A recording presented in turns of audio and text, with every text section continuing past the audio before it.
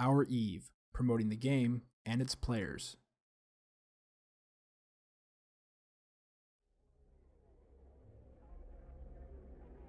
Hey there, my name's Johnny Pugh, in-game character name Sir Livingston, and welcome to Our Eve. Today I'm going to be showing the Radial Menu.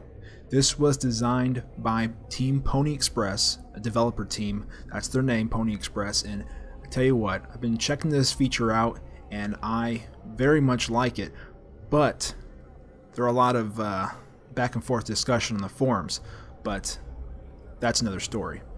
Let's talk about the feature. The Radial Menu is it existed in a previous form. Let me go ahead and show you right quick. Right now I'm showing you the Radial Menu of my ship. It gives me my options to change my default warp to distance, default orbit, default approach, keep it range, and that's what it looks like generally. You get 8 options, 8 segments, and then of course the plus sign is a secondary sub menu that gives you more options if it's needed. Okay, so that's what the design basically looks like. Okay, now the menu you get depends on what you're selecting. Like right now, that's my ship radial menu. Your in space ship radial menu. You also get a different one for like looking at station. Right up there, you get a docking symbol and orbit symbol, info, locking option. Right, you don't get a locking option on your own ship, but that is the Radial Menu by Team Pony Express. Now there is a shortcut available in the settings. It's under General Settings right here, Shortcuts, General, and I believe it's right here, Instant Action Menu. That's the name it's being called in here, I believe. There is a shortcut for changing this. Now this feature, the greatest thing about it is that it's gesture-based design. They designed it so that you can develop muscle memory for the action, and you won't even have to look at the symbols very much often in the future if you develop your muscle memory for it.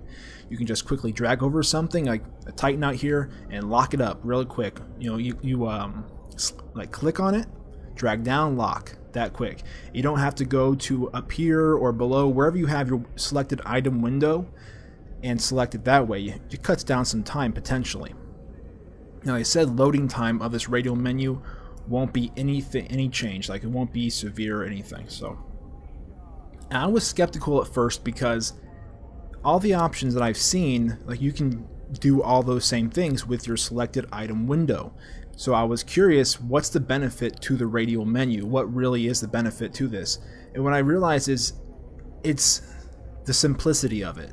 Right, you have this window up here, but for us players who have been around for a while, the Radial Menu, it makes the whole experience less of a spreadsheet. I said spreadsheet, forgive me, I said spreadsheet. It makes it less of a window game. Like, you know, everything we do in space usually involves dealing with windows. Like over here, my overview window, my selected item window, my scanner window, my local window, windows. But this design takes away a window. I approve of taking away windows because I've had enough of them over the years. The Radial Menu, for me, is making the game feel more like a experience, not such like a window interaction with a sci-fi exterior. So good on that. The gesture-based design, like I said, it's so you can develop muscle memory and improve the speed at which you can do actions in space. Okay, so that's what I really enjoyed about the feature. One thing that really struck me though, I'm going to go through all the options here. Let's say I select this station, right? I'm looking at the station. Let me get that centered for you. Okay, there it is. The station. Now this station has some options. It has a docking option. The one up here in all the Radial menus, that is your primary option. Like if you're looking at a ship, your primary option is to board it. If you're looking at a station, your primary option is to dock in it. Or like a cargo wreck, your primary option is to open that. So simple. That is your primary action. All the others are your other options, right? So usually the ones to your left right here is your orbit option.